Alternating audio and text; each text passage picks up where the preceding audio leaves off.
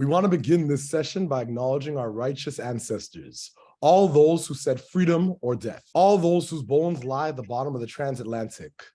We also acknowledge all those who toiled without compassion or compensation. We acknowledge all the original stewards of the various lands we are on. We acknowledge all the elders and community stalwarts whose shoulders we stand on as we build, share, and learn together for our collective liberation and sovereignty.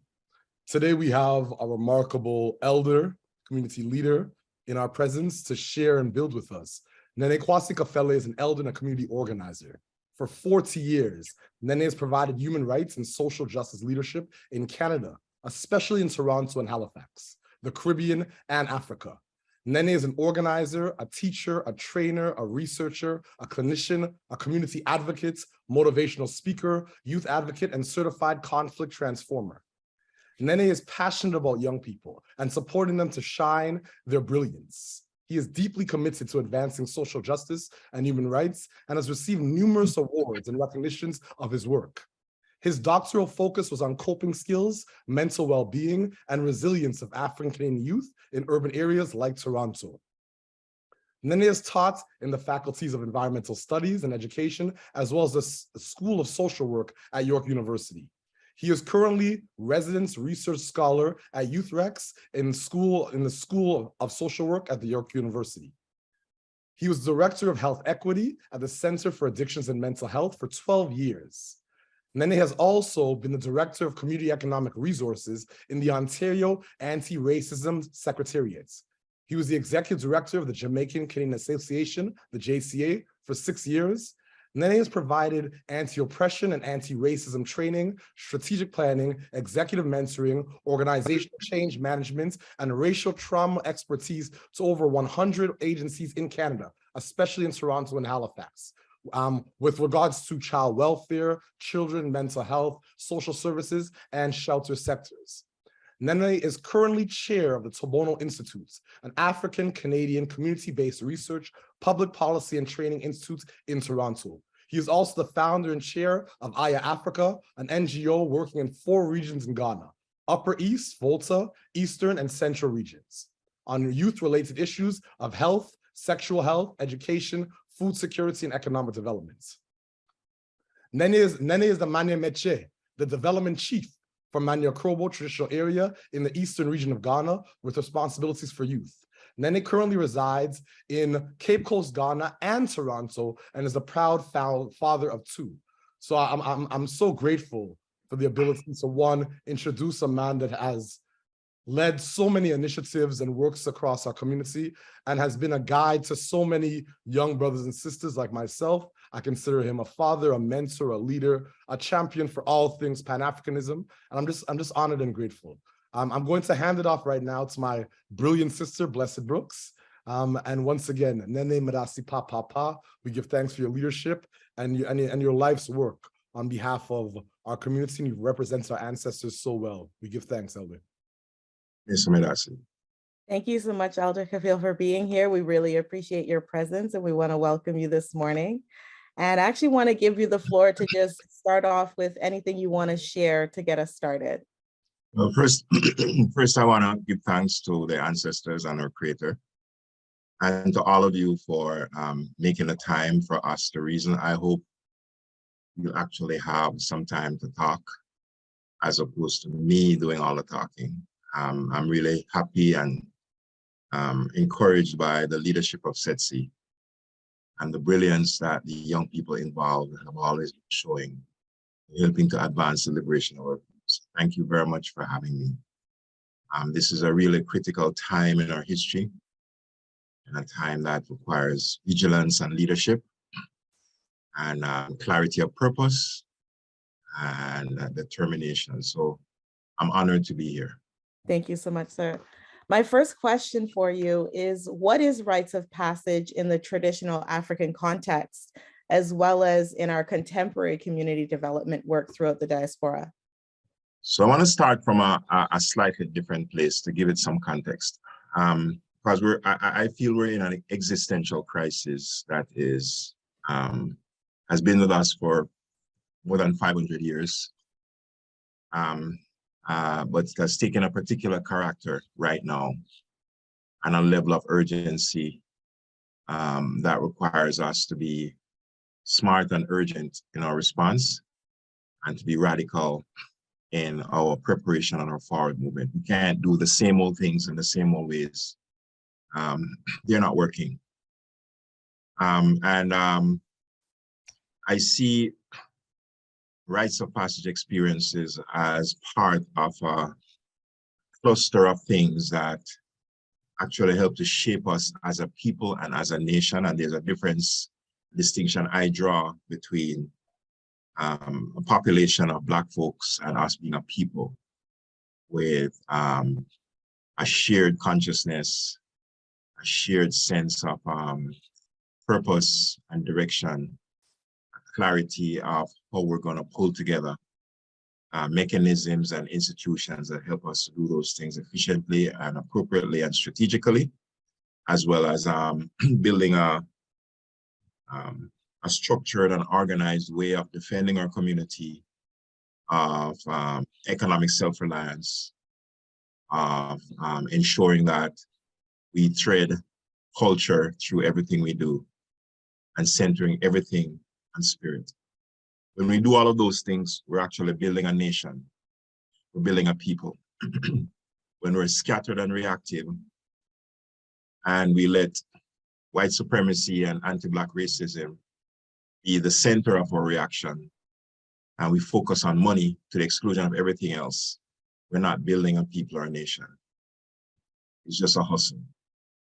So a rites of passage process then fits into the healthy development of a nation. My screen is going a little haywire here, so I'm gonna go off screen for a minute and continue. A rites of passage process, in the context of what I've just described, provides the cultural thread that deepens spirit, that clarifies purpose, that foregrounds tradition and culture in a healthy, respectful way, and that helps to anchor us in terms of our identity and our shared and collective consciousness. When we have the process of rites, which, and the rites that accompany in many traditional African societies, there's 7 stages to life, and each stage requires a set of rituals or rites that take you to the next stage once you are ready. So for example, the naming ceremony, Abadento, in Ghana, is a ritual that introduces you as a newborn child to your community through a process. And it provides a measure of clarity around what your purpose is based on the day on which you were born, and how your community, your village is going to support you in living out your purpose. And it is a very sacred ceremony. So that is a rite of passage. That's a passage into childhood. There are passages, of course, from adolescence into adulthood. When we talk about rites of passage in the West, generally that is the one we're talking about, how to help young people become responsible adults by taking them through a process of challenges and experiences and so on that actually prepare them for responsible adulthood in our community. Another process, another rite, another passage is the passage from manhood to being an elder, and that requires a process of rituals as well. Another process would be from being a single person to being a married person, which would be accompanied by some rituals that take you through that process, get you to the next stage. And then the final is what we call God consciousness, that prepares you now to go back to the ancestors. In the West, we call it funerals and so on, right? Which would be accompanied by a set of rituals that take you through a process. So there's 7 different stages, and each stage, to be prepared and ready for the subsequent stage, you have to go through a process which would acknowledge your readiness to actually live fully in that new stage that you're going through. We typically focus on the stage of adolescence to adulthood in the West. But in my view, we desperately need to have all 7. Most of the times when we have a child, we have no ritual that is grounded in our tradition that acknowledges and presents a child to the world. It's usually christening or something like that. That's very Christian based. And without much meaning for us, we just do it because that's what our families do, right? But a naming ceremony that is grounded in our tradition actually is very, very profound and very, very powerful. So those in a nutshell are, for me, some of the contextual things around rites of passage. So the rites are the practices and the activities that prepare you and get you ready and aligned to enter a particular stage in your life cycle. And in our case, we're essentially talking about the stage of adulthood, from adolescence. I hope that answers your question. It most definitely did. Thank you for painting that picture. I think you referenced a lot of great examples to show that there are rites of passage that we experience and don't really realize that that's exactly what they are. So thank you for giving that clarity. So let me add one thing to it. Sorry. We do practice rites. Unfortunately, there are rituals that we attend to manhood and womanhood that are profoundly unhealthy and actually anti-African. So a young person whose mark of manhood, a young brother, is how many people he has shot, or how many women he has impregnated, or how many times he's been in jail or been arrested. That is also a rite of passage. That's also a right to manhood. But I'm sure you'd agree that those are not healthy rights, but they are rights. And young people cling to things that provide meaning and purpose to them in the absence of our community providing the appropriate things that ought to have meaning and purpose for them. Thank you so much for that. Can you share the importance of rites of passage in your life journey? In my life journey? Oh, I have been involved in this struggle all my life. I grew up in Jamaica actually, you guys have heard of Bob Marley, I'm sure. My community was right next to his. His community was called Trenchtown, and mine was called Whitfield Town, which was next door. I actually played football with Bob. We used to play on the street every night. I mean, he was an older man to me, but we'd kick around before he was famous. And his business manager, a man by the name of Alan Skillcole, the most famous Jamaican footballer, was actually more famous than Bob. So when the two of them were always together, people always called to Alan to scale because he was very popular. And Bob was just this tag-along guy, you know, shy and quiet and so on. This is Bob Marley we're talking, the same Bob Marley, yeah. And every night we play football on the street. You played until you were just tired and you went home. So I remember playing against him as a child, but those communities were poor, very, very, well, working class, I would say, not rich in many ways. And they were Rasta communities, profoundly Rastafarian communities. And so we were immersed from a very young age in Pan-Africanism and African identity and African spirituality and just the vibration of Blackness, uncompromising, filled with culture and tradition, drumming every night, incredible stories and recitations of people who had traveled to the continent, the works of Marcus Garvey and other Pan-Africanist leaders, and so on. So our community was very infused with that vibration. So I never suddenly came to consciousness. It was always a part of me all my life, because that's what we grew up in. My uncle was a Rastafarian elder. So most of the groundation sessions, they call them Nyabingis, would be held in our yard, which was a huge, huge communal space, right? So from an early age, that consciousness was there for me. When I came to Canada, it expanded into my work in university and my activism in the community. I was very involved in the anti-apartheid movement in the late 70s and early 80s, and the movements to desegregate the school boards, especially the North York School Board. Those are the times when there were no Black teachers anywhere in the school system. That the board was not just covertly racist, but overtly racist. So very, very active in youth groups and so on. But then I came to a consideration with some friends that we needed to do some focused work with our young men who were incredibly imperiled. And so we invited a couple of brothers from the States who were involved in rites of passage in the States to a conference we had for men only. We called it for Black men only. Talk about the precarious situation that Black men in particular were in. And that led to us going to Cleveland, Ohio.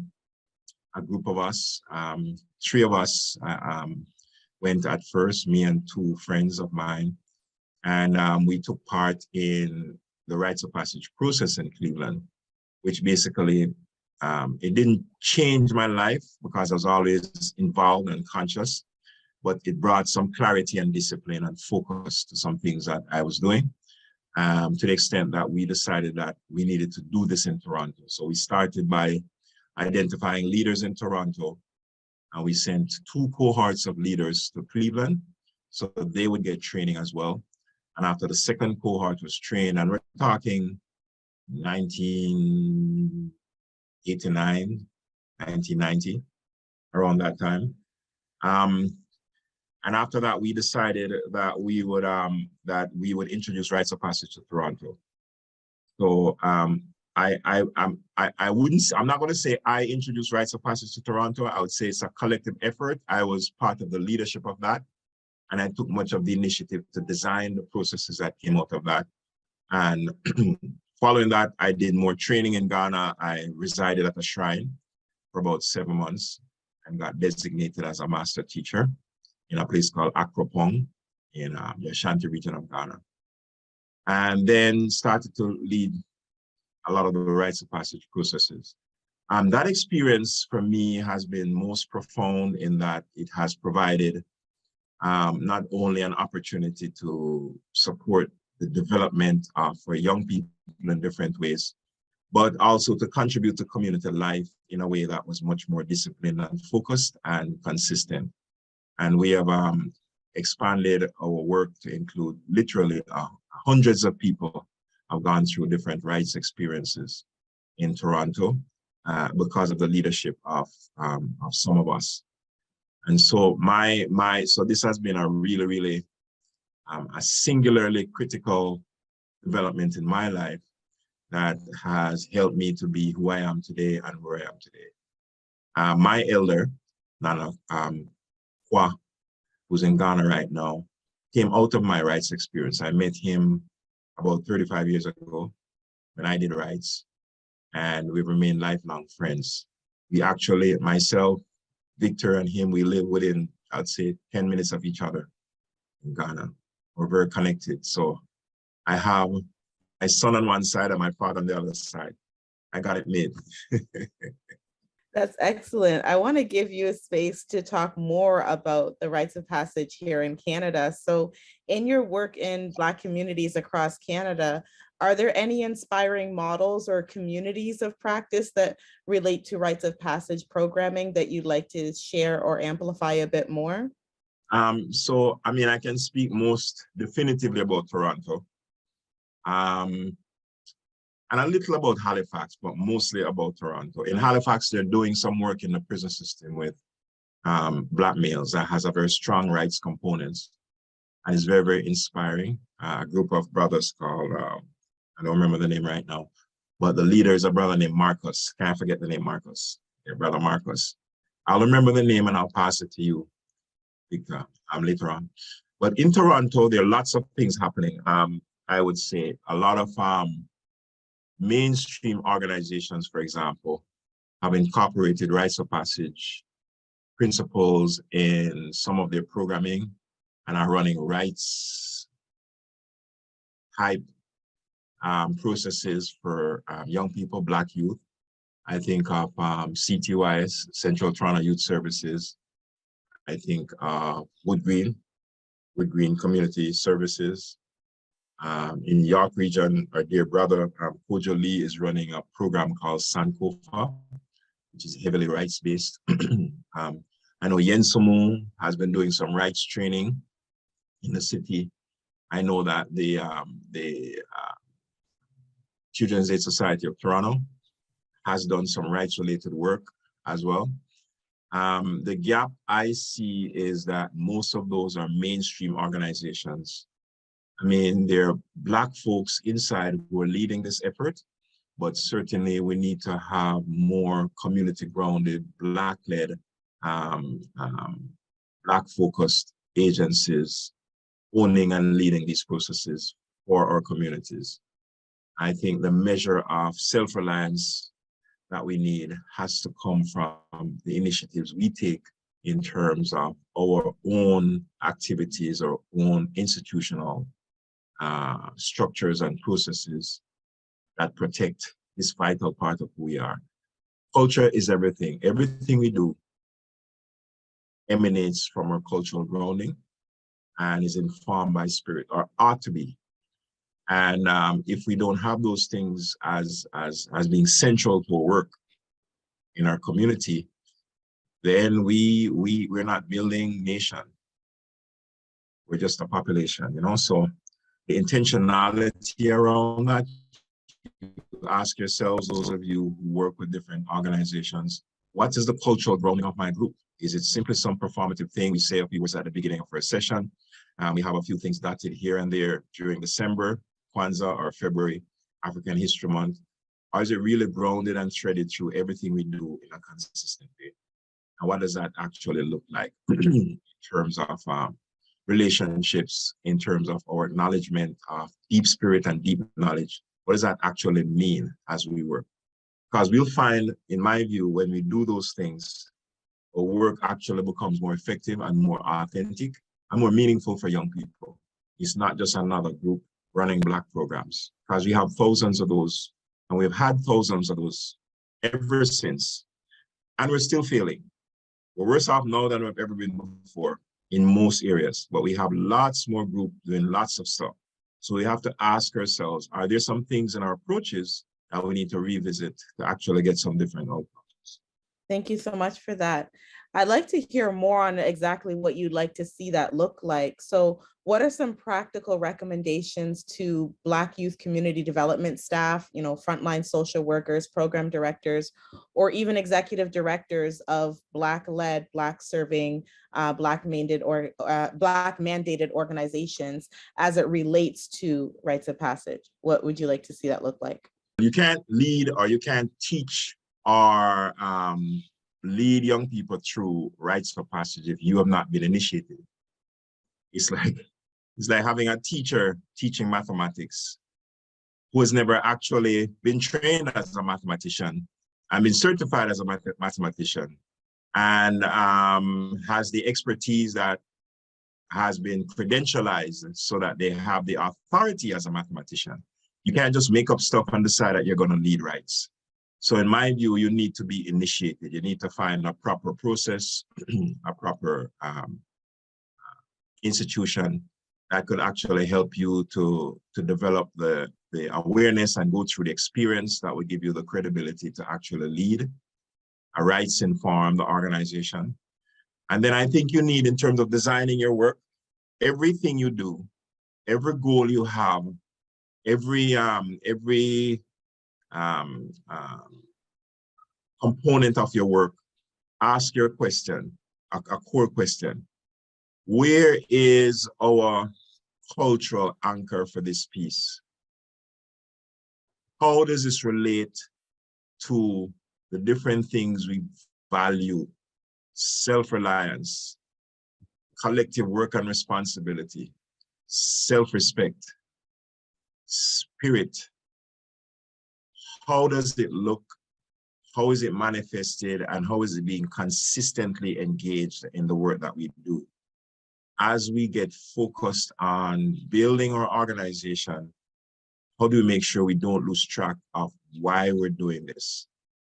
You can't build wealth if you don't build spiritual wealth and vital relationships and critical consciousness.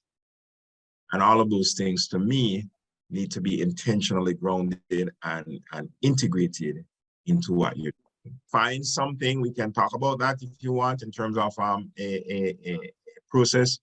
and make sure that you tread culture, you anchor culture in everything you do. We would definitely love to hear more on the opportunity for people to plug into that, knowing that that is what you recommend. So we could definitely get into that at another time.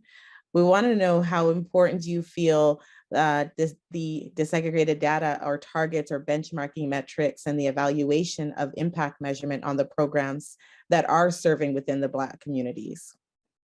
One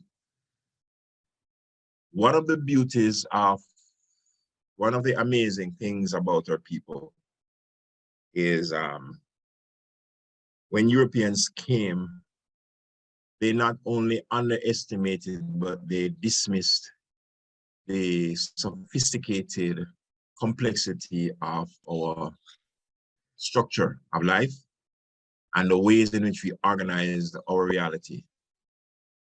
There are different symbologies across the continent, Adinkra being the one that we most often refer to, but their symbologies, of course, emanating from Kemet, emanating from the Shona people in what we now call Zimbabwe, emanating from Southern Africa amongst the Khoikhoi and the San people. There are different symbologies and systems of symbols that help to regulate and organize life and provide meaning and structure and purpose. There are 135 Adinkra symbols, for example. And each of those symbols represents a particular aspect of what community life should be governed by: justice, cleanliness, love, loyalty, accountability, measurement, excellent character, etc., etc., etc., spirit.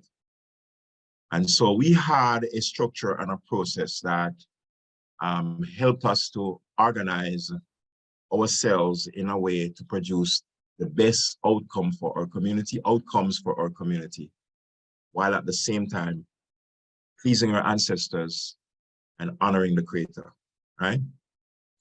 So if we're going to talk about metrics and the need for accountability in our community, again, I go to tradition and culture. And I say the first thing you start with, if you don't, you all run organizations or involved in organizations. Do you have an ethical framework that identifies the 6 or 7 ethical practices that should inform and drive everything you do, right?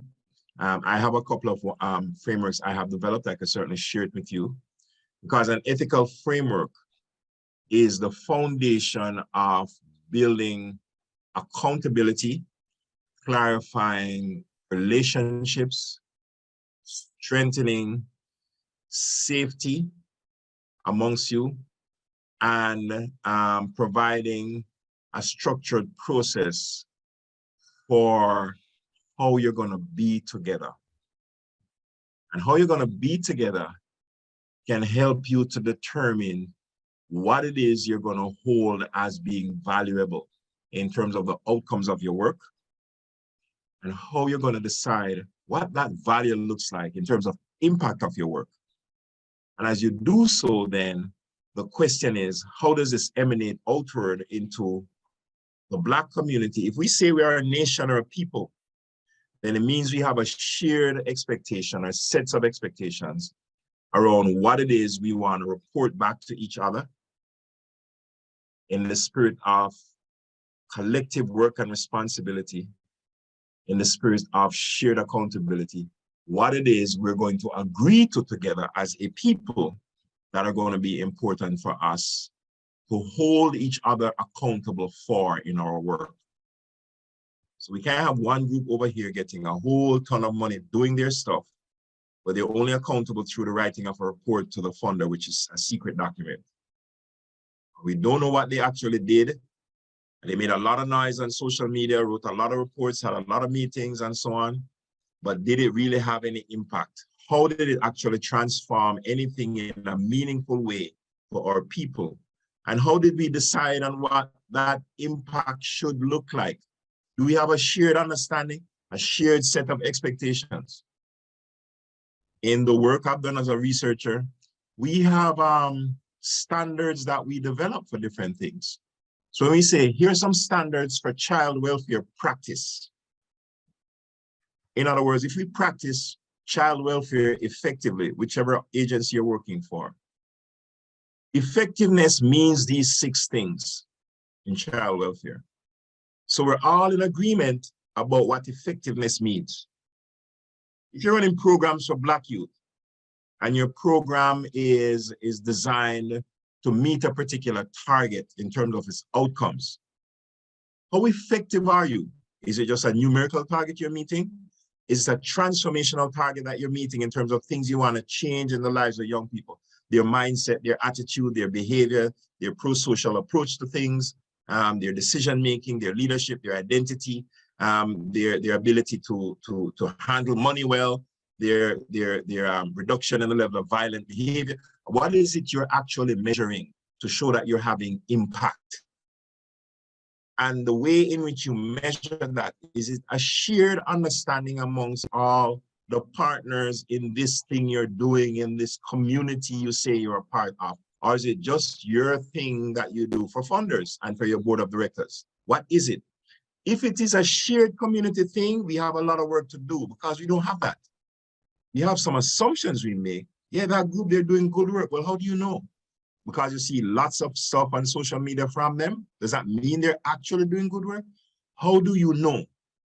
So for example, this Zoom that we're having with how many people here? 30 odd people, 40 people. 64 people. 64 people. This is an admirable space to have this reasoning, right? But the fact that we had a Zoom with 64 people isn't a measure of success of anything except your ability to bring 64 people together. The measure of success would be, what is it you're going to go away and do that is related to this meeting that you can measure in some tangible way? So I'm going to leave with 3 things. I'm going to get initiated. I'm going to develop some standards for my organization that is tied into impact in terms of the things I'm going to measure. I'm going to talk to my colleagues about how we actually build a shared understanding of that measurement, or that tool, or those indicators. So even if it's only 4 or 5 of us who are in a particular cluster, your cluster might be health, your cluster might be small business, whatever it is, we're going to develop some standards for that cluster. So then we are going to have a kind of rotating and integrated accountability mechanism. The other thing, child welfare, whatever, entrepreneurship, whatever, then we have a larger set of shared standards and accountabilities. So when we call a meeting with the community, we can say, here's what we have done, and here's how we think we have done. And these are no surprises because we all develop these tools together. And then that would be a measure by which we can say we're actually making progress, not just in some sentimental, abstract way, in some very clear and specific ways that we have been able to measure. And we have a council of elders who are providing guidance in that process. And we make sure we have young people who are keeping it real for us all the time. So it's not just some abstract thing. It actually makes sense in terms of their lived experience and their lives on the ground. And so when we meet and we acknowledge and we celebrate the things that are going well, it is meaningful. And this is not connected to what funders want. We give them what they want, but it's connected to what is in the best interest of our community. If we are a nation and not just a bunch of people running around,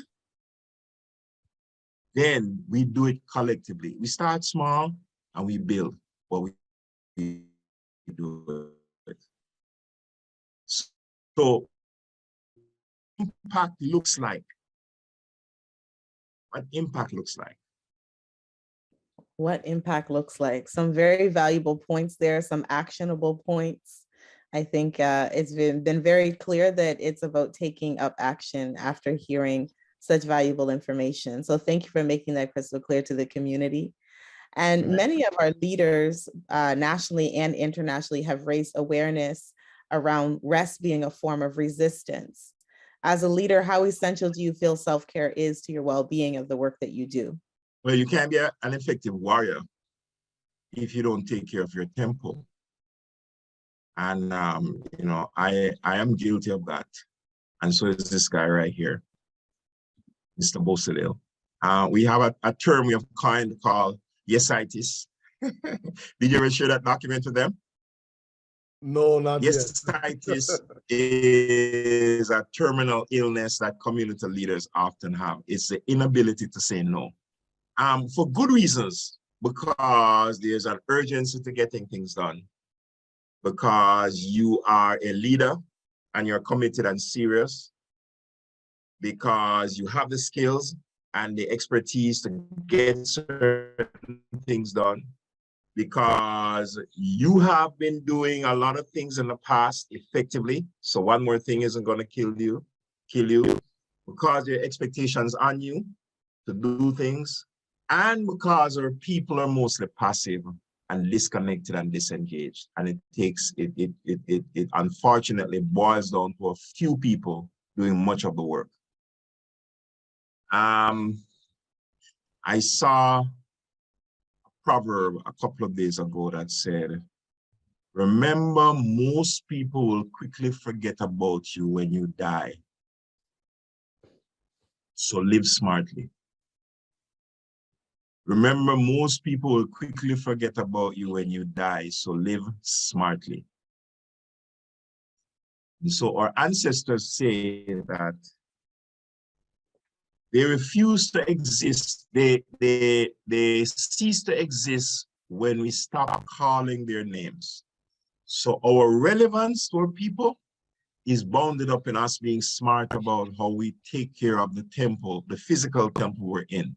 So when we migrate to the spiritual temple, our presence remains strong and relevant to those in the physical realm. And that taking care of includes all the things that you all know. So I'm not going to repeat them. You need to make sure you eat properly, mostly plant-based stuff. If you can, you get your rest, you say no to things and encourage others to say yes to things. You nurture leadership, so it's not located in you alone or only a few people. You disperse it as much as possible. You be smart about your time, and you get your rest. So that self-care is really important. And we don't actually have enough programs. I am stunned by the fact that we actually don't have a lot of program-specific initiatives around self-care in our community in Toronto. If I wanted to get some trauma counseling support for Black youth, build their self-care and their ability to understand their triggers and manage those triggers well and so on, I have to go to a mainstream agency. We don't have an Afrocentric, African-Canadian trauma space where I could send a sister or brother to get some support that is grounded in our culture and our tradition and help them to heal and be well. We don't have a space, or we don't have significant initiatives that promote our collective healing as a people. Carry a lot of pain and anger and frustration and fear that's in our bodies and in our cells at a very deeply cellular level. That manifests sometimes in some ugliness in terms of how we deal with each other, and some ugliness in terms of how we don't take care of ourselves, you know? That healing-centered vibration around wellness and well-being is very important. We don't have any agency that is totally focused on healing and wellness in our community. And if you think about it, that's crazy. No space that actually supports trauma in a structured institutional way, and no space that supports healing in a structured institutional way. But those things are central to our very being, our very existence. So maybe that is a programming area that we should talk about as well, in terms of how we have people doing things here and there, and we have individuals who are very well recognized and respected doing the work, but they're one-off stuff, and they're not grounded in any kind of institutional structured process.